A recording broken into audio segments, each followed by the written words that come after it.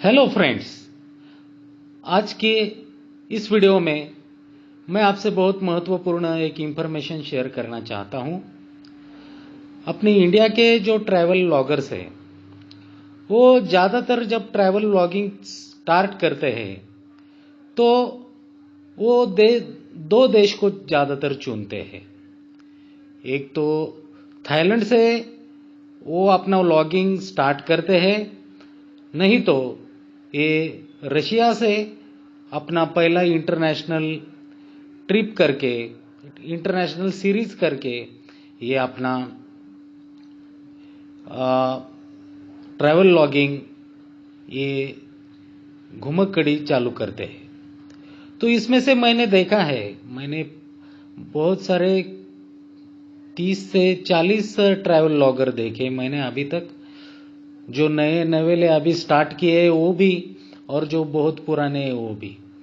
तो इनमें से मेरे को एक बात ख्याल में आई कि ये ज़्यादातर जो ट्रैवल व्लॉगर्स है ये अपना फर्स्ट इंटरनेशनल कंट्री ये रशिया को चूज करते हैं।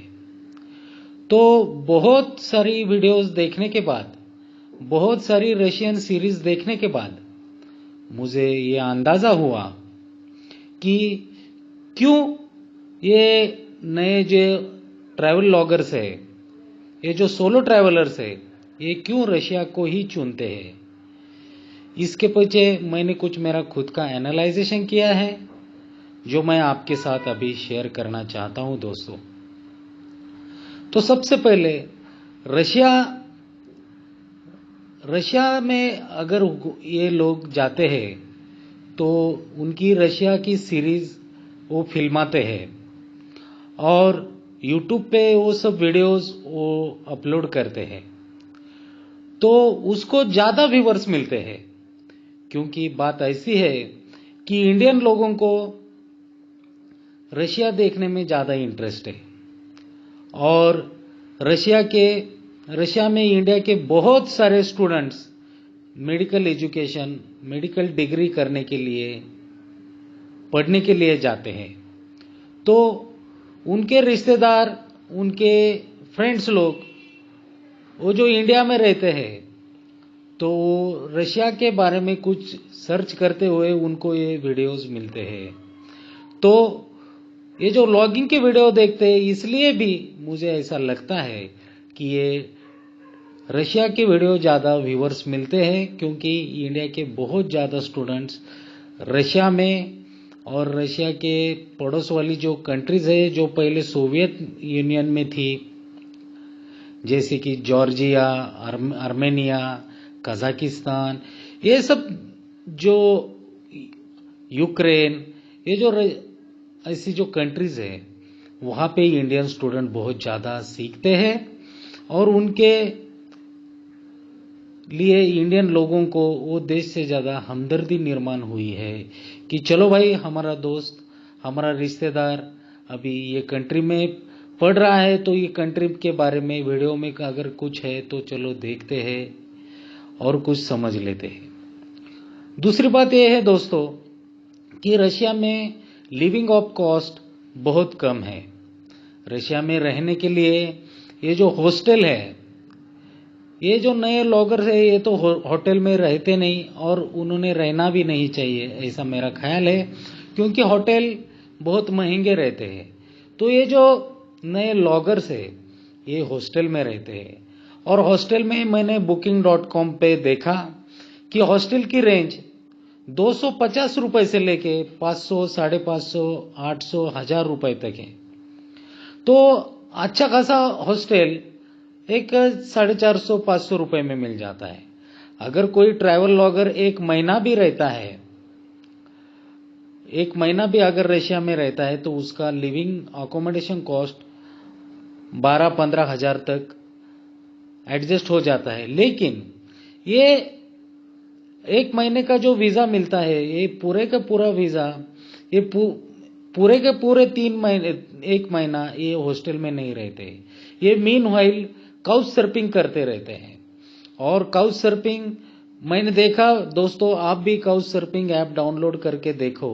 जो होस्ट है वो रशिया में और हर एक शहर में, रशिया के बड़े बड़े जो 2 शहर हैं, मॉस्को, सेंट पीटर्सबर्ग, उसके बाद साइबेरिया में जो एकेतेनबर्ग, नोविसिबर्ग, याकुत्स्क, ये जो सिटीज है, यहाँ पे व्लादिवोस्तोक, यहाँ पे बहुत सारे हजारों के तादाद पे काउच सर्फिंग की अवेलेबिलिटी है।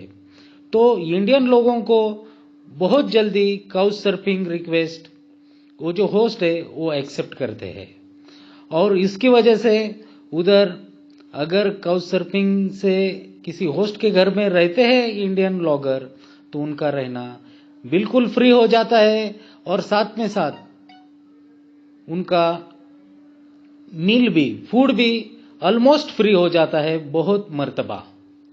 दूसरी बात, और ये जब ट्रैवल ब्लॉगर रशिया में जाते हैं तो उनका वीजा खत्म होने से पहले ही, और रशिया के पड़ोस वाली जो कंट्रीज है, रशिया में करीबन 15 कंट्रीज जो रशियन फेडरेशन में थी वो अभी अलग हुई है, जैसे यूक्रेन, कजाकिस्तान, और ये जो सेंट्रल एशिया की कुछ जो स्थान कंट्रीज है वो, और ये जो कंट्रीज है दोस्तों, इनका वीजा वो अप्लाई कर देते हैं। इनमें से बहुत सारी कंट्री पे वीजा ऑन अराइवल है, ई वीजा है, तो इनको आसानी से ही वीजा मिल जाता है। जैसे कि आर्मेनिया में वीजा ऑन अराइवल है, जॉर्डन में वीजा ऑन अराइवल है, वैसे ही बाल्कन कंट्रीज जो यूरोप का ईस्टर्न पार्ट है, बाल्कन कंट्रीज में सर्बिया, अल्बानिया, ये देश में वीजा फ्री कंट्रीज है दोस्तों। तो रशिया में जाते ही 4-5 कंट्री में इनका इजीली एक्सेस हो जाता है, इसलिए भी वो रशिया को चूज करते हैं। दूसरी बात, मिडिल ईस्ट में कतार जैसे देश में भी उनको वीजा फ्री है, और यूएई देश तो जो है वो मल्टीपल एंट्री वीजा भी 5 साल का दे रहा है। तो ये लोग 10-12 हजार रुपए खर्चा करके मल्टीपल एंट्री वीजा यूएई का निकाल के रखते हैं दोस्तों। तो इनको इंडिया में बार बार आने की जरूरत नहीं पड़ती। अगर इनको दूसरे कंट्री का वीजा अगर लग नहीं गया, तो वो दूसरे कंट्री का वीजा लगने के टाइम तक ये यूएई में रहते हैं, दुबई में रहते हैं, और दुबई से इनको जिस कंट्री का वीजा लग जाता है, पास हो जाता है, उस कंट्री में ये फ्लाई करते हैं। तो फ्लाइट का जो फ्लाइट रेट्स है, टिकट रेट्स है, वहाँ के बहुत सस्ते हैं, और रशियन कंट्री की जो एयरवेज है एज वेल एज ये जो यूएई कंट्री की एयरवेज है, इनके एयरफेयर बहुत ही चीपेस्ट रहते हैं।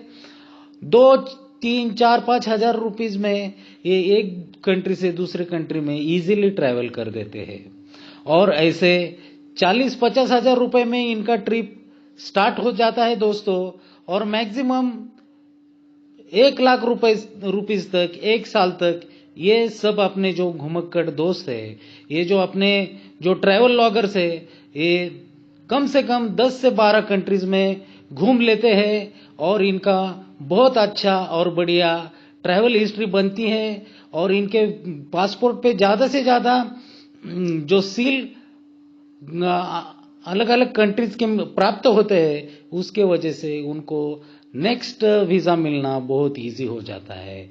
तो दोस्तों, ये थी कुछ मेरी ऑब्जर्वेशन जो मैंने पढ़ा है, मैंने अभ्यास किया है कि क्यों ये इंडियन ब्लॉगर रशिया को चूज करते हैं, और रशिया सीरीज के बाद उन्हें बहुत सारे व्यूवर्स इंडिया से मिलते हैं। 5,000, 6,000, 10,000 तक व्यूवर्स उनको मिल जाते हैं, क्योंकि उनकी एक विजिट में कम से कम 30 से 40 वीडियो इजीली बन जाते हैं दोस्तों।